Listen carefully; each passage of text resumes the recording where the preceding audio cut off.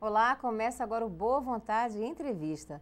E o nosso convidado de hoje tem suas origens se entrelaçando com o bairro carioca da Pavuna, no Rio de Janeiro. Graduado em Letras pela UERJ, Mariel Reis tem se destacado no concorrido mercado literário. E o renomado cineasta brasileiro Cacá Diegues assim definiu o seu trabalho: uma literatura contemporânea de alta qualidade. Mariel, é um prazer recebê-la aqui na Boa Vontade TV, seja muito bem-vindo, tudo bem? Prazer é meu, Simone. Obrigado aí pelo convite da TV. Estamos aí. Isso mesmo, vamos conhecer um pouquinho da sua vida, da sua carreira, né? E a literatura tem muito a ver com isso, né? Sem dúvida. Esse encontro seu com a literatura, como é que foi? Foi um encontro, uma questão cultural? Ou isso vem de berço da sua família? Eu vivi numa casa em Pavuna que passou 15 anos sem luz. Minha família era muito pobre. E o acesso a qualquer tipo de ludicidade era mínimo. Porque todos nós éramos uma família grande, tínhamos que nos dedicar a uma tarefa que fosse rentável economicamente. E nesse período da minha infância eu vendia pregadores, pequenas coisas de porta em porta no meu bairro e trabalhava no antigo mercado disco carregando sacolas de compras. Mas a minha ligação com os livros é bem anterior a esse tipo de coisa, porque eu tinha um avô que gostava de ler.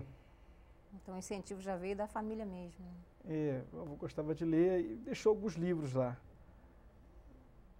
E procurava sempre me seduzir para esses livros, em direção desses livros.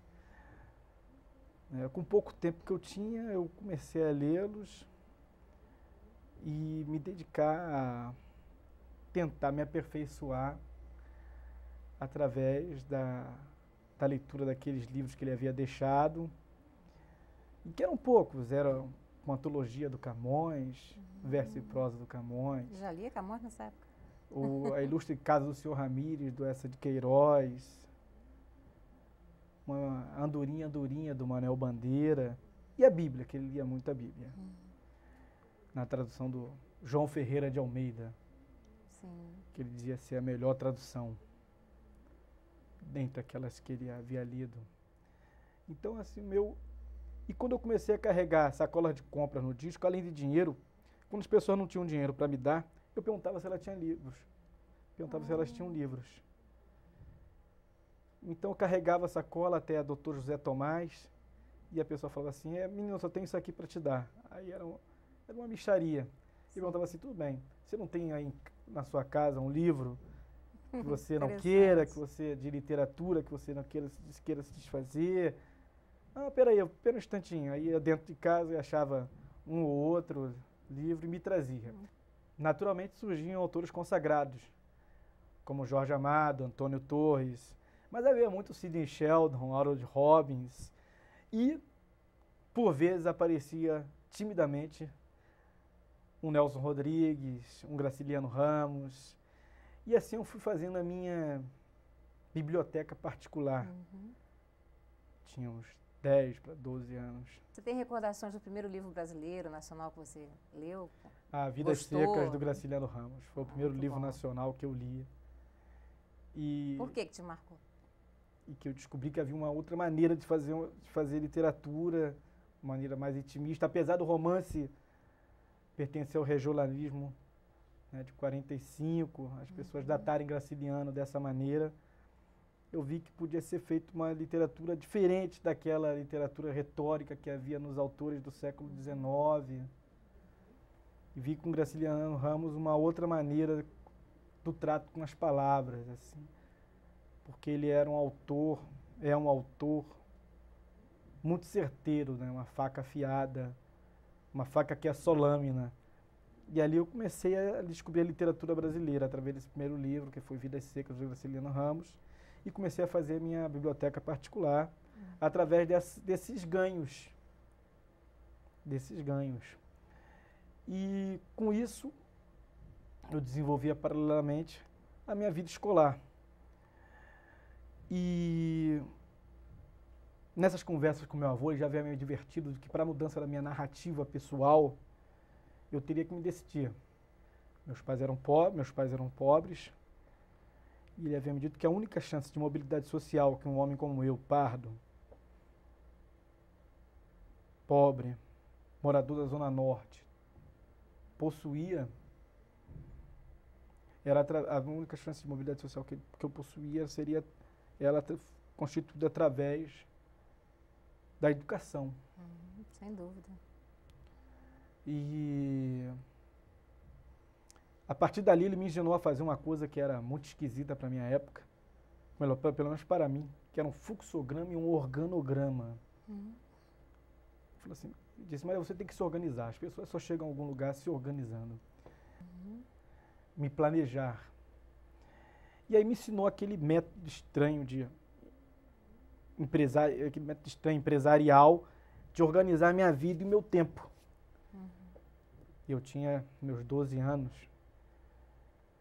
e colocar uma meta a longo prazo para que eu pudesse cumprir. Estabelecer metas, né? E ele era um homem muito metódico, muito organizado, como eu disse. Se colocava uma coisa no lugar e se tirasse e ele não encontrasse lá, era um caos a vida dele. Ele tinha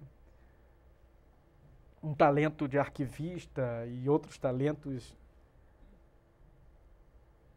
consequentes desse, né? E ali então eu comecei a pensar no que meu avô dizia, porque meu avô, ele vinha me ver na escola escondido da minha avó, porque a minha família, ela se constituiu de um pai que era ítalo-judeu e da minha mãe que era uma mulher negra e pobre. Quando meu pai se apaixonou pela minha mãe, enfrentou sérios problemas com a família dele de origem. E meu avô, ele me encontrava na porta da escola, que era a Escola Municipal Otávio Kelly, e conversava comigo durante 2, 3 horas sobre como eu devia me encaminhar. E que eu nunca deveria me envergonhar de ser quem eu sou, da família de onde eu venho, das minhas origens, mesmo que isso redundasse alguma dificuldade na formação do meu caráter ou na minha afirmação social. Foi com ele, então, que eu tive minha primeira lição, né, de planejamento. De como chegar, como fazer. Isso te ajudou bastante durante toda a sua vida? Me ajudou bastante. E ele também tinha uma curiosa atenção com os desconhecidos. Meu avô me levava com ele pelas ruas